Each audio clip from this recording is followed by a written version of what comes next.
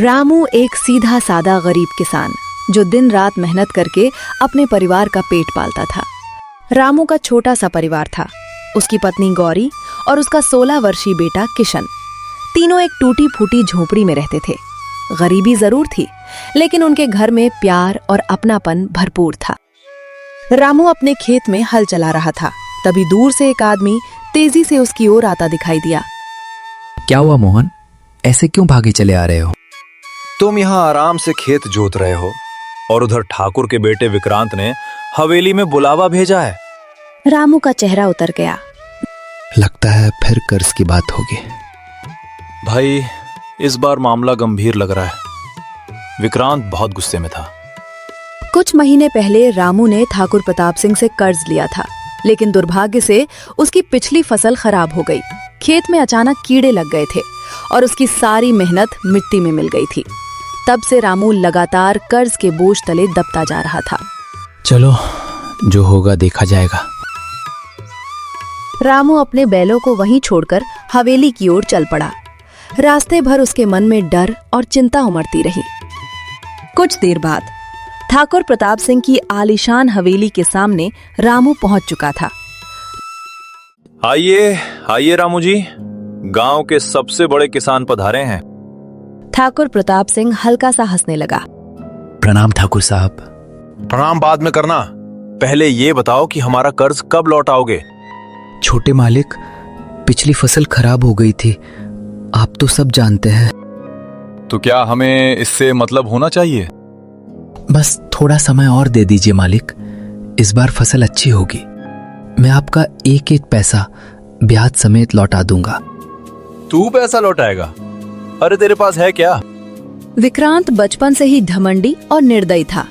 उसे गरीबों की मजबूरी देखकर आनंद आता था। सुन रामू, आज शाम तक अगर तूने पूरा कर्ज नहीं लौटाया तो कल से वो खेत तेरा नहीं रहेगा। रामू के पैरों तले जमीन खिसक गई। ऐसा मत कहिए छोटे मालिक, वही खेत तो हमारे जीने का सहारा है। मुझे तेरी गरीबी से कोई फर्क नहीं पड़ता। फिर उसने नौकरों की ओर देखा। अरे निकालो इसे यहाँ से।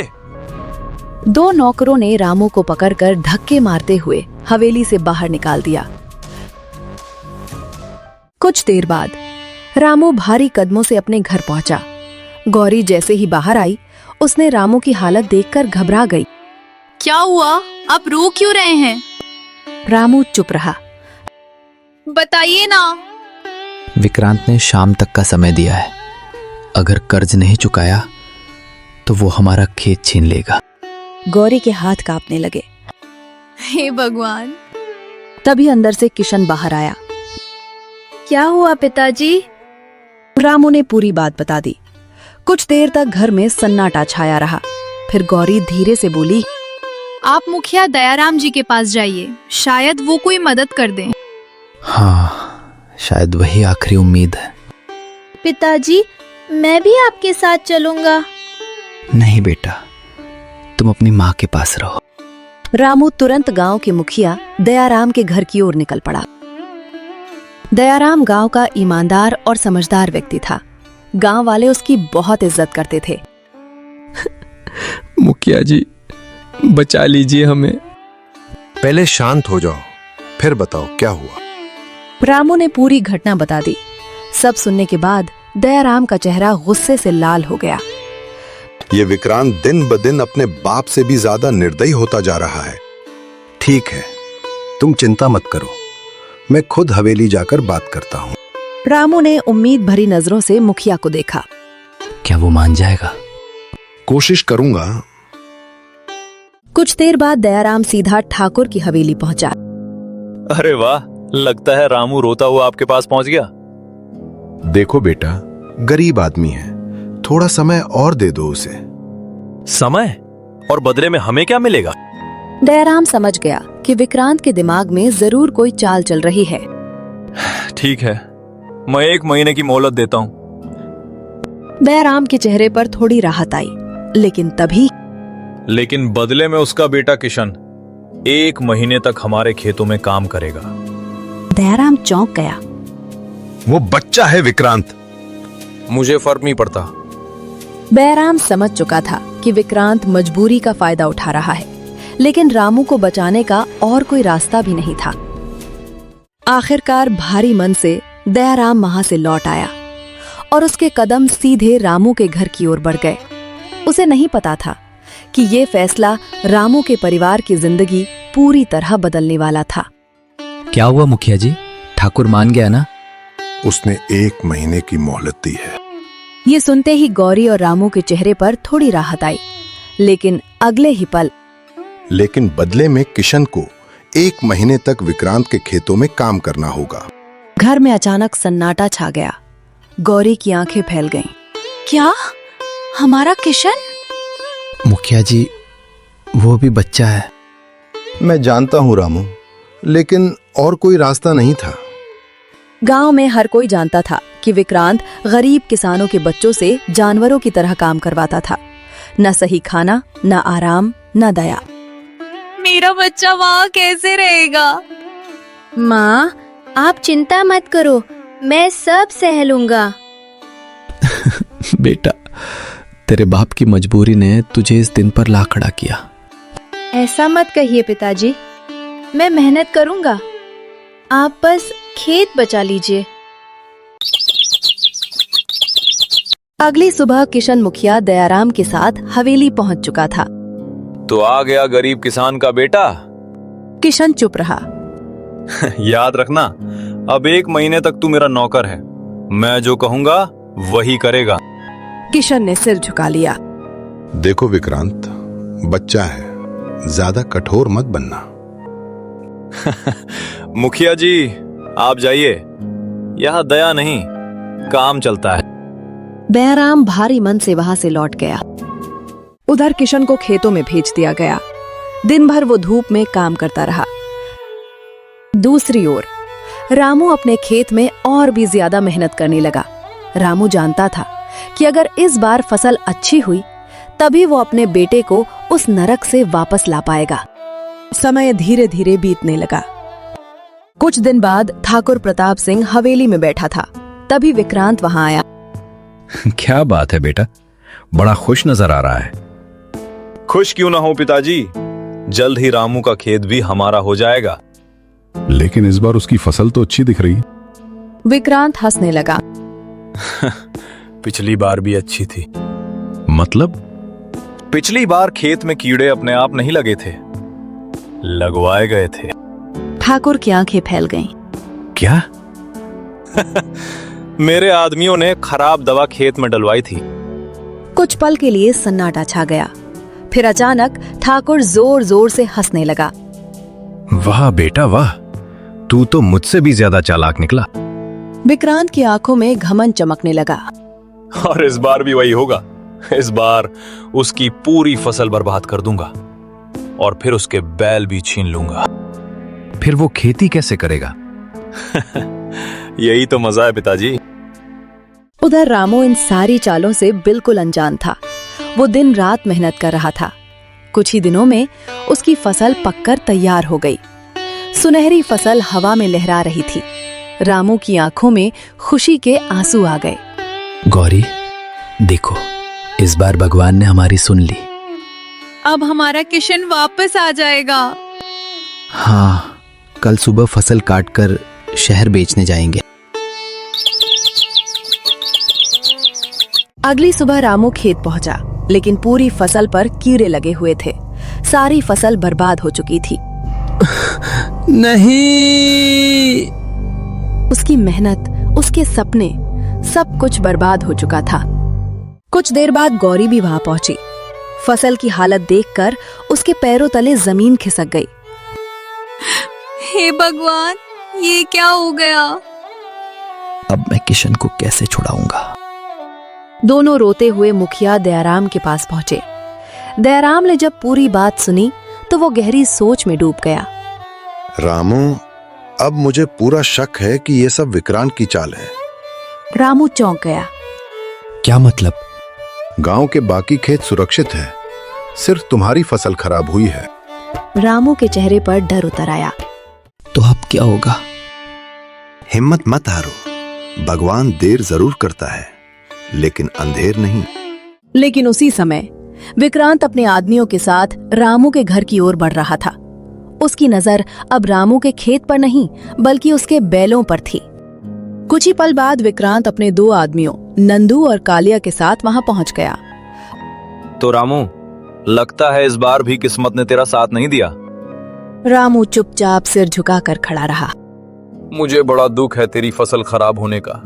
इतना कहकर वो जोर जोर से हंसने लगा। नंदू और कालिया भी हंस पड़े। गौरी की आंखों में आंसू आ गए। छोटे मालिक, थोड़ा और समय दे दीजिए। बस, अब और समय नहीं मिलेगा। फिर उसकी नजर बैलों पर पड़ी।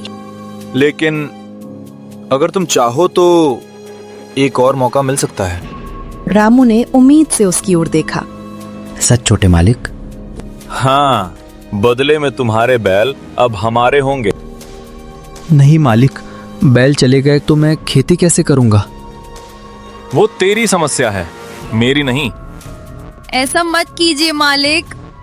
लेकिन विक्रांत के चेहरे पर जरा भी दया नहीं थी। खोलो इन्हें। नंदू और कालिया बैलों को खोलकर ले जाने लगे। मत ले जाओ, यही तो हमारा सहारा है। लेकिन किसी ने उसकी नहीं सुनी। कुछ ही देर में रामू का आंगन खाली हो चुका था। उसकी आखिरी उम्मीद भी उससे छिन चुकी थी। उस रात रामू चुपचाप घर से निकल गया। गौरी ने उसे जाते देखा। कहाँ जा रहे हो? पता नहीं, शायद भगवान को ढूंढने। रामू अकेला जंगल की ओर चल पड़ा। चारों ओर घना अंधेरा था। कुछ दूर जाकर वो एक पुराने पेड़ के नीचे बैठ गया। हे भगवान, आखिर मैंने ऐसा क्या पाप किया है? तभी अचानक एक भारी आवाज उसके कानों में गूंजी। दुखी क्यों हो किसान? रामू चौंक कर पीछे मुड़ा। उसके सामने एक रहस्यमयी साधु खड़ा था। साधु की आंखों में अजीब चमक थी। प्रणाम साधु महाराज। अपनी परेशानी बताओ। रामू की आंखों से आंसू बहने लगे। उसने शुरू से लेकर आखिर तक सारी कहानी सुना दी। साधु कुछ देर शांत खड़ा रहा, फिर उसके होठों पर हल्की मुस्कान आई। तो बात सिर्फ इतनी सी है? रामू हैरानी से उसे देखने लगा। अचानक साधु ने अपना हाथ हवा में घुमाया। अगले ही पल रंग बिरंगी रोशनी चारों ओर फैलने लगी। रामू डर गया। कुछ सेकंड बाद उसके सामने एक विशाल सांड खड़ा था। ये क्या है? ये कोई साधारण सांड नहीं है, ये जादुई सांड है। रामू की आंखें फैल गईं। जादुई? हाँ, इसे अपने साथ ले जाओ। रामू अभी भी समझ नहीं पा रहा था। लेकिन मैं इसका क्या करूंगा? इसे खेत में ले जाकर बिना बीज के हल चलाना और अगली सुबह चमत्कार देखना। रामू पूरी तरह चौंक गया। बिना बीज के? रामू अभी भी दुविधा में था। तभी साधु फिर बोला, लेकिन याद रखना, इस सांड से खूब मेहनत करवाना। अगर तुम इसे डांटोगे नहीं, हरकाओगे नहीं, तो इसका जादू खत्म हो जाएगा। रामू हैरान था। साधु महाराज, मैं किसी जानवर को कैसे मार सकता हूँ? ये साधारण जानवर नहीं है। इसका जादू तभी काम करेगा जब इसे कड़ी मेहनत करनी पड़ेगी। रामू ने साधु की बात मान ली। वो सांड को लेकर गांव की ओर चल पड़ा। घर पहुंचते ही गौरी डर गई। अरे, ये सांड कहाँ से ले आए? रामू ने सारी बात बता दी। गौरी अभी भी उलझन में थी। एक सांड पूरे खेत की जुताई कैसे करेगा? अब हमारे पास भरोसा करने के अलावा और बचा ही क्या है? अगली सुबह रामू उस जादुई सांड को लेकर खेत पहुंच गया। गौरी भी उसके साथ थी। रामू ने हल जोतना शुरू किया। कुछ देर तक सांड तेजी से चलता रहा, लेकिन अचानक वो बीच खेत में बैठ गया और जोर जोर से आवाजें निकालने लगा। अरे, ये तो बैठ गया। रामू को अचानक साधु की बात याद आई। उसने मजबूरी में एक डंडा उठाया। माफ करना दोस्त। और फिर उसने हल्का सा डंडा सांड पर मारा। सांड तुरंत उठ खड़ा हुआ। रामू का दिल रो रहा था, लेकिन मजबूरी उससे सब करवा रही थी। पूरा दिन सांड खेत जोतता रहा। शाम तक पूरा खेत तैयार हो चुका था। रामू थक कर जमीन पर बैठ गया। चलो, अब भगवान मालिक है। अगली सुबह जैसे ही रामू और गौरी खेत पहुंचे, दोनों की आंखें फटी की फटी रह गईं। पूरा खेत सुनहरी फसल से भरा हुआ था। जहां कल खाली जमीन थी, वहां आज लहलहाती फसल खड़ी थी। ये कैसे हो सकता है? चमत्कार, सच में चमत्कार। कुछ देर बाद रामू ने तुरंत फसल काटनी शुरू कर दी। उस दिन पहली बार उसे ऐसा लग रहा था कि शायद भगवान ने उसकी पुकार सुन ली है, लेकिन उसे नहीं पता था कि ये जादुई सांड सिर्फ उसकी किस्मत नहीं बदलने वाला, बल्कि पूरे गांव का भविष्य बदलने वाला था। समय तेजी से बदल रहा था। जो रामू कभी फटे कपड़ों में गांव की गलियों में घूमता था, आज उसी रामू की नई हवेली पूरे गांव में चर्चा का विषय बन चुकी थी। लेकिन धन आने के बाद भी रामू के स्वभाव में जरा भी घमंड नहीं आया। वो आज भी गरीबों की मदद करता था। उधर ठाकुर प्रताप सिंह की हवेली में गुस्से का तूफान उमड़ रहा था। ये आखिर हो क्या रहा है? तभी नंदू और कालिया वहां पहुंचे। मालिक, तुम दोनों निकम्मो, पता लगाया कि रामू के पास इतना धन कहां से आ रहा है? मालिक, हमने एक बात देखी है। ठाकुर ने उसकी ओर देखा। रामू आज भी सिर्फ एक ही सांड से पूरा खेत जोतता है। ठाकुर चौंक गया।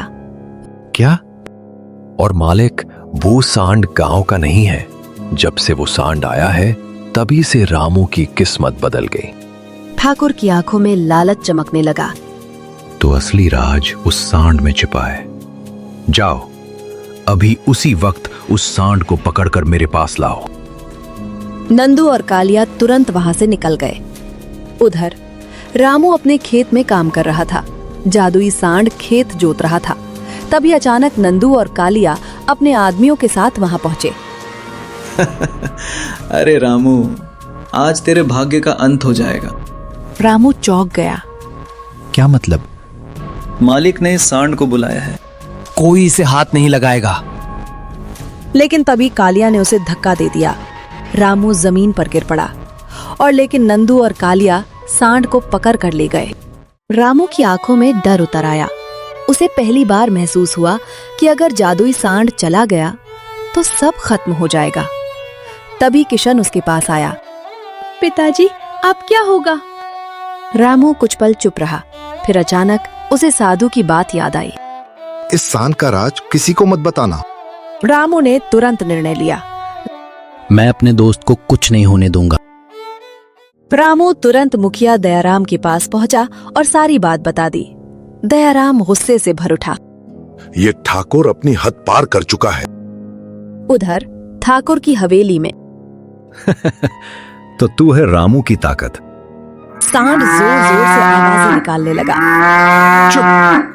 तभी अचानक हवेली के अंदर तेज हवा चलने लगी। आसमान में बादल गरजने लगे। पूरा माहौल डरावना हो गया और अगले ही पल रंग बिरंगी रोशनी हवेली में फैल गई। नंदू और कालिया डर कर पीछे हट गए। फिर उसी रोशनी के बीच वही रहस्यमयी साधु प्रकट हुआ। ठाकुर की आंखें फैल गईं। तो तुम कौन हो? जिसे तुम मारने की सोच रहे हो, उसे मैंने ही रामू को दिया था। ठाकुर गुस्से में आ गया। तो तू ही है इसके पीछे? तभी रामू भी गांव वालों के साथ हवेली पहुंच गया। साधु महाराज। ठाकुर, क्या तुम सच में सांड को मारना चाहते हो? आज इसकी मौत तय है। साधु की आंखों में चमक आ गई। तो ठीक है, मरने से पहले इसकी सच्चाई भी जान लो। साधु ने अपनी आंखें बंद की और मंत्र पढ़ना शुरू किया। अचानक सांड के शरीर से तेज रोशनी निकलने लगी और अगले ही पल सांड इंसानी आवाज में रोने लगा। पिताजी, बचा लीजिए मुझे। ठाकुर का चेहरा सफेद पड़ गया। ये आवाज? मैं हूं, आपका बेटा विक्रांत। पूरा गांव दंग रह गया। गौरी और किशन डर कर पीछे हट गए। रामू की आंखें फटी रह गईं। विक्रांत? हाँ, यही तुम्हारा बेटा है। पूरा माहौल सन्नाटे में डूब गया। साधु धीरे धीरे बोलने लगा। जब विक्रांत जंगल में शिकार करने आया था, तब मैंने इसे समझाने की कोशिश की थी, लेकिन इसे अपनी ताकत और धन का घमंड था। इसने गरीबों पर अत्याचार किए, बच्चों को गुलाम बनाया, किसानों की फसलें बर्बाद की। इसलिए मैंने इसे सान बना दिया। ठाकुर की आंखों से आंसू बहने लगे। मुझसे गलती हो गई साधु महाराज। मुझे माफ कर दीजिए रामू, मैंने तुम्हारे साथ बहुत बुरा किया। रामू कुछ पल चुप रहा। उसे वो सारे अपमान याद आने लगे, बेटे का दर्द, गरीबी, भूख। लेकिन फिर उसने गहरी सांस ली। अगर इंसान अपनी गलती समझ जाए तो उसे एक मौका जरूर मिलना चाहिए। यही कारण है कि तुम धनवान बनने के योग्य थे रामू। साधु ने फिर मंत्र पढ़ना शुरू किया। रंग बिरंगी रोशनी पूरे हवेली में फैल गई। कुछ ही पल बाद जादुई सांड की जगह विक्रांत खड़ा था, लेकिन अब उसका घमंड टूट चुका था। मुझे माफ कर दो। गलती करने वाला बड़ा नहीं होता, गलती मानने वाला बड़ा होता है। उस दिन के बाद ठाकुर और विक्रांत ने गांव छोड़ दिया और गांव में पहली बार गरीब किसान बिना डर के जीने लगे।